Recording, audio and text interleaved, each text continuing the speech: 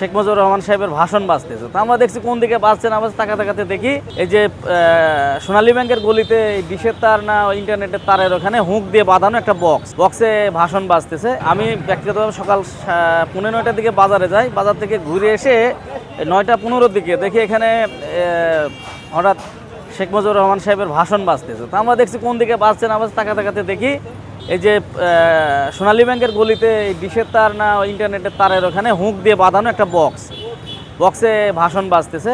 এরপর এখানে পুলিশ ছিল, পুলিশ সাথে সাথে বাঁশ দিয়ে সেটাকে ঠেলা মেরে ফেলে দেয়।